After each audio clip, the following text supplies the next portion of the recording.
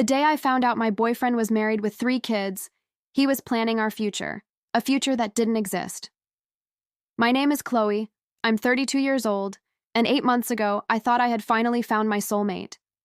Mark and I had been together for a year, a whirlwind romance that felt destined. We were talking about moving in together, even casually discussing names for our future children. He was everything I ever wanted. Kind, funny, incredibly charming, and he made me feel safe. We'd built a beautiful, comforting routine. Every Sunday, we'd have brunch at that little cafe downtown, then spend the afternoon exploring antique shops, dreaming about decorating our own place. Everything was exactly how I'd always dreamed it would be. But everything changed when I saw that photo on his phone. We met at a friend's barbecue. He was the life of the party, his laughter infectious. I was immediately drawn to his effortless charisma. He was an architect. I'm a graphic designer. We bonded over our shared love for art, good food, and long conversations into the early hours. He'd bring me coffee in bed, remembering I liked it black with 2 sugars. He'd leave little post-it notes with silly drawings on my mirror. When he told me he loved me for the first time, under a sky full of stars on our 6-month anniversary, I felt a warmth spread through me that I hadn't known was possible. This was my person, my forever. 8 months into our relationship, we started talking about our future more seriously. He'd often say, "I can't wait for us to build a life together, Chloe." He spoke about his family in another state, a sick mother he visited often, and an estranged father.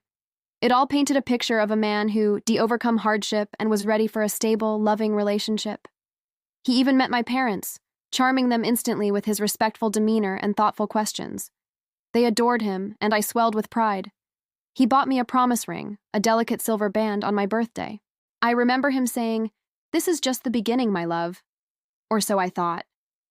I was planning our weekend getaway when I first noticed him being secretive. He'd always leave his phone face down when I was around. "Just don't like distractions," he'd say with a smile.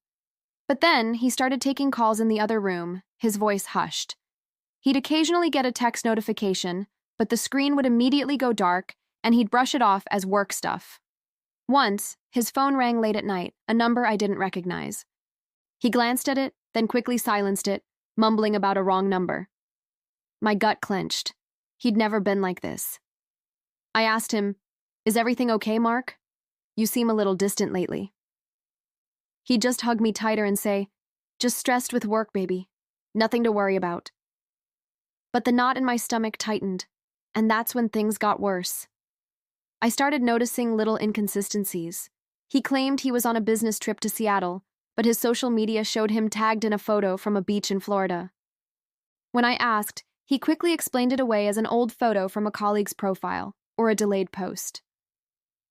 "You know how terrible I am with social media," he'd laughed. It felt off, but I wanted to believe him. Another time, I picked up his wallet from the coffee table to hand it to him, and a faded school picture slipped out. A little boy, maybe 7 or 8, with his eyes. My heart gave a strange thump. "Who's this, Mark?" I asked, trying to sound casual. He snatched it, his face flushing. "Oh, just my nephew, my sister's kid." His voice was too quick, too loud. I should have listened to my gut. He even started using a second phone. He tried to hide it, but I caught a glimpse of it one morning, tucked away in his gym bag. I confronted him, my voice trembling. "What's that, Mark? Why do you have 2 phones?" He spun a convincing tale about a work phone, a new client, and needing a separate line for privacy. I wanted to believe him, so I did. But I wasn't ready for what I discovered next. I was at his apartment, cleaning up after dinner, when his main phone buzzed with an incoming call. It was charging on the counter, screen facing up. The caller ID read, "Wifey." Wifey. The word echoed in my head, cold and sharp. My hands began to shake. I picked up the phone, my heart hammering against my ribs, and stared at the contact name, trying to rationalize it, to make it mean something else. A joke? A pet name for his sister? But then, beneath the name, a picture loaded. A smiling woman, dark hair, holding a baby. And next to her, 2 other children, a boy and a girl, all looking directly at the camera, beaming. And there, standing behind them all, his arm around the woman, was Mark. My Mark. My world shattered in that moment. I remember dropping the phone. The sound wasn't loud, but it resonated through my entire body. My vision blurred. I sank to the floor, the tiles cold against my skin. He walked in, saw the phone, then saw me. His face went white. "Chloe, what's wrong?" he asked, his voice laced with forced concern. I couldn't speak.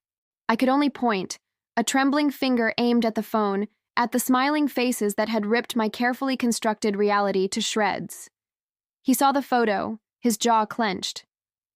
"Chloe, it's not what you think," he started, his voice a desperate whisper.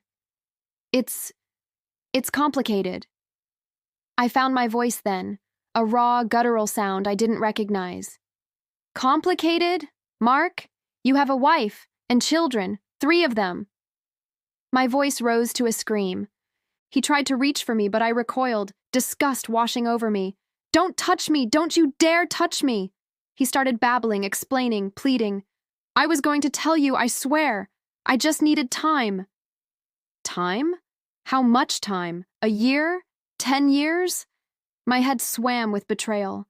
My chest ached with a pain so profound it stole my breath. "Get out," I whispered, the words barely audible. "Get out of my sight." The next few days were a blur of tears and disbelief. I called my best friend Sarah, my voice hoarse from crying. She rushed over, holding me while I sobbed, unable to string together coherent sentences. My parents were furious, heartbroken for me. "How could he do this?" my mother cried. The hardest part was grappling with the lies. Every sweet word, every shared dream, every loving gesture, tainted, twisted into a cruel deception. I packed up all his things, every photo, every gift, every trace of him, and left them in boxes outside his apartment door. He called, he texted, he even showed up at my work, begging to explain, begging for forgiveness. But there was nothing to forgive. He hadn't just cheated. He had fabricated an entire life, a counterfeit love story, built on the ashes of someone else's family. I had to make the hardest decision of my life, cutting him out completely. It's been 4 months since then. The initial shock has faded, replaced by a dull ache that surfaces unexpectedly. I've started therapy, slowly piecing myself back together. I still think about him sometimes, not with longing, but with a bewildered sadness for the person I thought he was. My heart feels heavier, guarded now. I've reconnected with old hobbies, started painting again, found solace in quiet moments. I'm not fixed, not by a long shot, but I'm learning to trust my instincts again, to value honesty above all else. I still visit that little cafe on Sundays, but now with Sarah, or sometimes, just by myself. And I don't look for antique shops anymore. What I learned from all this is that some people are masters of illusion.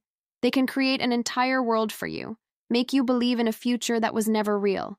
Trust your gut. Those little whispers of doubt, the inconsistencies, the secrecy, they are not figments of your imagination. They are warning signs. And if something feels too good to be true, sometimes it really is. It hurts, but sometimes walking away from a beautiful lie is the bravest thing you can do for yourself. My future is mine to build now, and it will be real.